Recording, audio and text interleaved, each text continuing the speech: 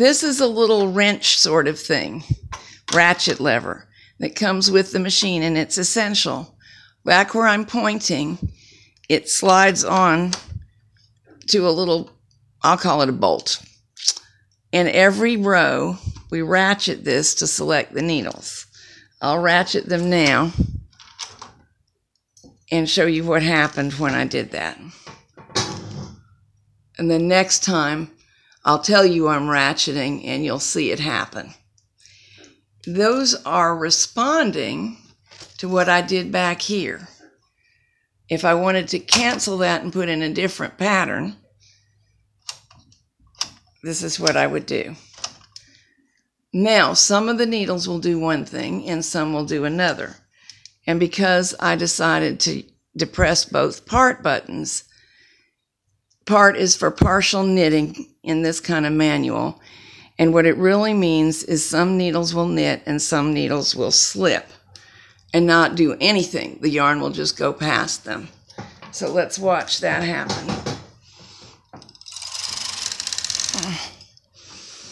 Now I'm going to ratchet.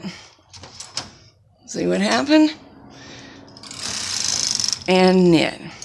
And you can now see that this whole time, some needles have been knitting and the yarn's been slipping past others. Now, because I haven't changed anything, there is a stitch on here, let's see, on this slipped stitch, that hasn't knitted in several rows. So I'm going to switch back to plain knitting. I've changed my upper right dial. Better show you that. Plain knitting up here, it was set here to read the pattern. This is called the change knob. I'm switching back to plain knitting and going to knit across.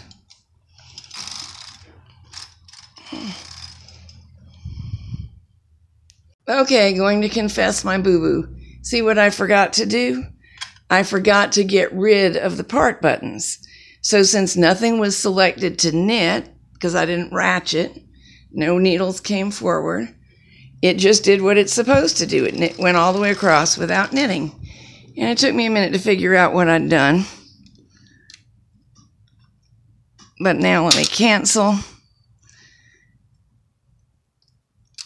I lightly hit another button to cancel. So now these buttons pop back out. Now it should knit normally across. And it did.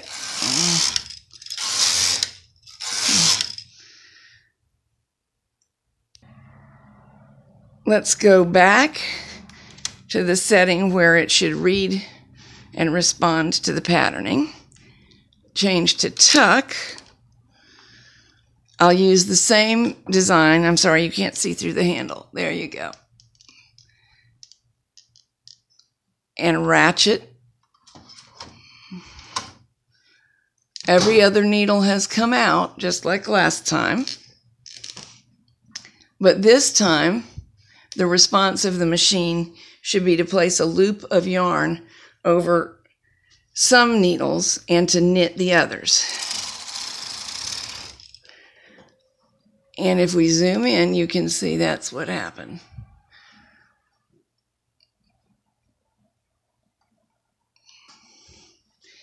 Now, we're going to change the tuck pattern without changing any of those buttons. Did you see the whole console move? It's moving relative to the needles. So this time when I ratchet, same as always, the alternate set of needles came out. And so what we'll get here, if I keep doing that, changing the lever at the top, ratcheting, both tuck levers still depressed, moving the buttons basically, ratcheting, tucking across, we get a very commonly used and famous tuck stitch pattern. Here we get a loop of yarn because I was careless and I did not spot that a loop had been caught up. If this was an important project, I might take out this row and reknit it, or I can just knot this yarn and weave it in later, which, since it's just a demonstration swatch, I will do. Also, it's time to move the weights up. That's just a good thing to do every so often. It keeps those edges knitting more neatly. I'm going to move my lever on the console again, ratchet, and knit across. Now, if I keep doing the same thing, except I changed to the slip buttons, part buttons, I will get the same pattern selected, but instead of grabbing loops as for tuck, the machine will slip alternate rows. So I ratchet it across, and you see some little floats formed instead of loops on the needles. Moving the console, ratcheting, knitting. Console, ratchet, knit, console, ratchet, knit. I'm speeding up so you can see that although this is slower than a modern automatic machine reading a punch card, it's not slow by hand knitting standards at all.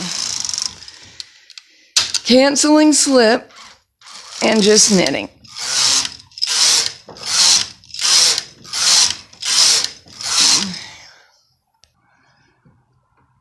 One more little detail and then we'll call it a day for this video.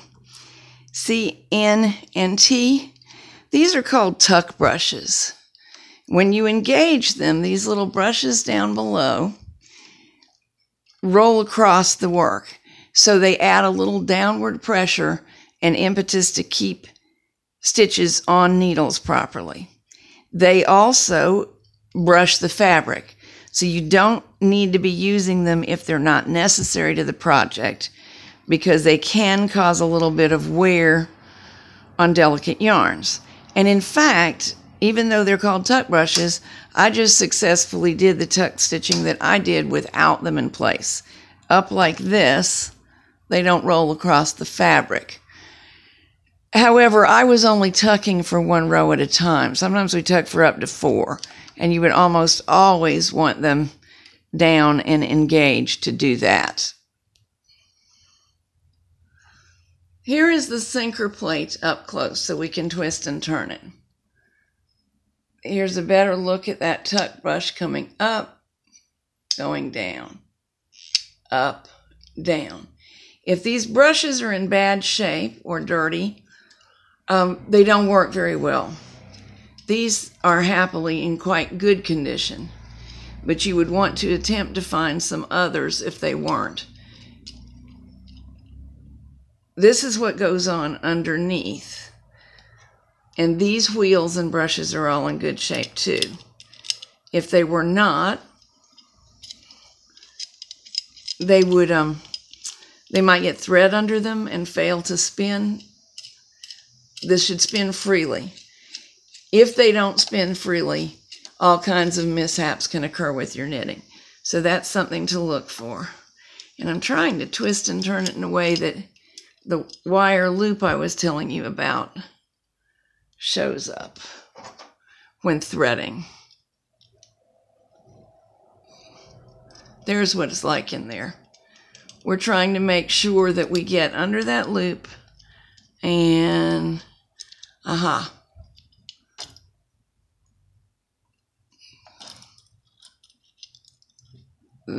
There's the hole that the yarn actually slides into. See, there's a slot, and once it goes correctly behind that piece of wire, it's in the hole, captured, and that's where it should ride.